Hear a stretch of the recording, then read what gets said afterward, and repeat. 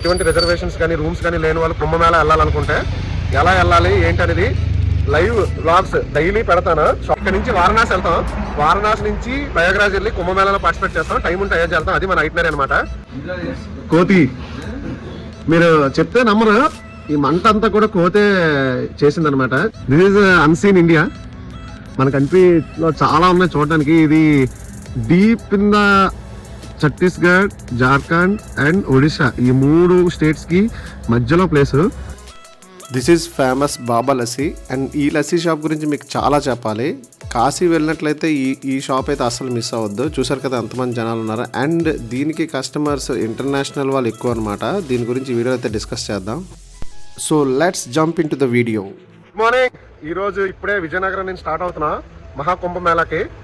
So ఈ journey అయితే చాలా ఎక్సైటింగ్ గా ఉండబోతుంది అనమాట. ఎర్లీ మార్నింగ్ 3 o'clock ఇవ్వండి మన వాళ్ళందరూ గ్యాంగ్ అంతా అక్కడ రెడీగా ఉన్నది. సో ఈ వ్లాగ్స్ అన్నీ కూడా చాలా ఇన్ఫర్మేటివ్ ఉంటుంది. అంటే ఇప్పటి వరకు ట్రైన్ జర్నీ కానీ ఎటువంటి రిజర్వేషన్స్ కానీ రూమ్స్ కానీ లేని వాళ్ళు కుంభమేళా వెళ్ళాలనుకుంటే ఎలా వెళ్ళాలి ఏంటనేది లైవ్ వ్లాగ్స్ డైలీ పెడతాను, షార్ట్ వీడియోస్ కూడా. సో ఫాలో అవ్వండి. మన జర్నీ అయితే స్టార్ట్ అయింది. జై పైడిమంబ.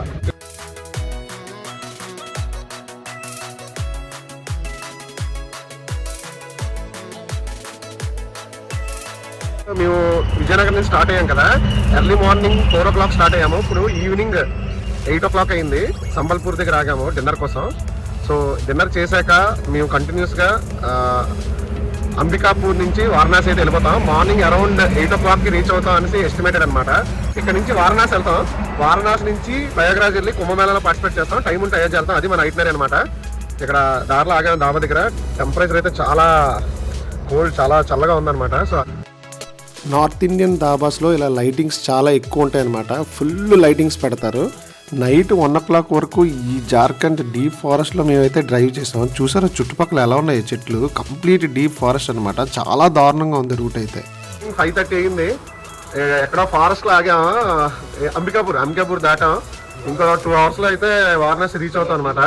చలి అయితే మామూలుగా లేదు. అండ్ నేను ఇక్కడ వీడియో ఎందుకు షూట్ చేస్తున్నానంటే మీకు ఒక డిఫరెంట్ థింగ్ ఇక్కడ చూపించాలి. కోతి చలి కాచుకుంటుంది అనమాట. ఆ కోతిని చూపిస్తాను చూడండి. అండ్ సన్ రైజ్ కూడా చాలా బ్యూటిఫుల్గా ఉంది. అది కూడా చూపిస్తాను. సన్ రైజ్ ఎలా ఉందా, నిజంగా బ్యూటిఫుల్ కదా. మొత్తం మంచు అంతా పెట్టేసి కమ్మేసింది అనమాట. చల్లగా క్లైమేట్ అయితే 9 ఉంది టెంపరేచర్. అండ్ కోతిని కూడా చూద్దాం. కోతి మీరు చెప్తే నమ్మరు, ఈ మంట అంతా కూడా కోతే చేసిందనమాట. ఫస్ట్ మామూలు చిన్న పొగ వస్తుంది. తర్వాత కోతిని ఇక్కడ ఓనర్ ఇక్కడ కట్టిన తర్వాత మొత్తం మంట అంతా కోతే పెద్ద చేసింది. దీని పేరు హైనా అంట. హీనా. దగ్గరలో ఒక్క సిటీ కూడా లేదు, అంతా ట్రైబల్ అనమాట. So this is what unseen India looks like. Road మీద ఈ సెటప్ కనిపిస్తే మీరు ఉత్తరప్రదేశ్ ఎంటర్ అయినట్టే. చూసారు కదా బంగాళదుంపలు ఎలా ఫ్రై చేస్తున్నారో. ఇక్కడ కంప్లీట్ ఫుడ్ అంతా డిఫరెంట్. మనం ఇడ్లీ సాంబార్ ఎలా తింటామో వీళ్ళు ఇక్కడ తినేది ఏంటంటే పూరి జిలేబీ అనమాట. సో ఫైనల్గా కాశీ అయితే ఎంటర్ అయిపోయాం. Really very very very beautiful vibe. నిజంగా ఎన్నిసార్లు వచ్చిన వైబ్ అసలు నెక్స్ట్ లెవెల్. నిజంగా అసలు ఆ వైబ్ కోసం నేను ఎన్నిసార్లు వెళ్తాను కాశీ అనమాట. మీరు కూడా ఆల్రెడీ వెళ్ళిన వాళ్ళకైతే తెలుస్తుంది. ఇప్పటివరకు విజిట్ చేయకపోతే మస్ట్ అండ్ షుడ్ విజిట్ చేయండి. ఇదైతే గంగా హారతి డైలీ అవుతుంది. ఈవినింగ్ 6 o'clock స్టార్ట్ అవుతుంది. 5:30 నుంచి అరేంజ్మెంట్స్ చేస్తారనమాట. చూడండి ఎంతమంది జనాలు ఉంటారో. అండ్ మేము చూసిన గంగా హారతిలో ఇక్కడ ఇప్పుడే తక్కువ క్రౌడ్ ఉంది. ఎందుకంటే క్రౌడ్ అంతా they have diverted to Prayagraj అనమాట. అండ్ ఇది ఫేమస్ బాబా లస్సీ.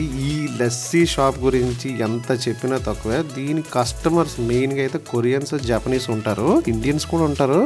కానీ బాగా తెలిసిన వాళ్ళని అయితే మాత్రం ఎంటర్టైన్ చేస్తారు భయ్య. తెలియని వాళ్ళతో అయితే చాలా ఫార్మల్గా ఉంటాడు. అండ్ ఇక్కడ స్టార్ ఐటమ్ అయితే బాంగ్లాదేశీ అని ఒకటి ఉంటుంది. అది అందరికీ సర్వ్ చేయడు. సో మస్ట్ అండ్ షుడ్గా కాశీ వెళ్తే విజిట్ చేయండి. అండ్ ఇదైతే అన్నపూర్ణ దేవి టెంపుల్ పక్కన కాళికాదేవి టెంపుల్ కాంప్లెక్స్ అనమాట. అండ్ ప్రయాగరాజ్ వెళ్ళే ముందు వారణాసి అనేది ఐటినరీలో ఎందుకు పెట్టామంటే మేము ఆల్మోస్ట్ నార్త్ ఇండియా వెళ్ళిన ప్రతిసారి కూడా వారణాసి అయితే ఇంక్లూడ్ చేస్తాం. ఎందుకంటే బికాస్ ఆఫ్ దట్ వైబ్ అనమాట. నేనైతే ఎన్నిసార్లు ఈ బోట్ రైడ్ చేశానో లెక్కే లేదు. మా వాళ్ళందరూ టెంపుల్స్ ఇవన్నీ తిరుగుతున్నారు. నేను చూసిన టెంపుల్సే కదని చెప్పి బోట్లో ఇటు సైడ్ ఈ చివరి ఘాట్ నుంచి ఆ చివరి ఘాట్కి, ఆ చివరి ఘాట్ నుంచి ఈ చివరి ఘాట్కి అలా తిరుగుతూనే ఉన్నాను అనమాట. సో ఇది ఫ్రెండ్స్, ఈ వీడియో నచ్చినట్లయితే ప్లీజ్ లైక్ చేయండి. సో కమింగ్ ప్రయాగ్రాజ్ వ్లాగ్స్ అయితే వస్తాయి, నిజంగా మైండ్ బ్లోయింగ్ అనమాట. So stay tune.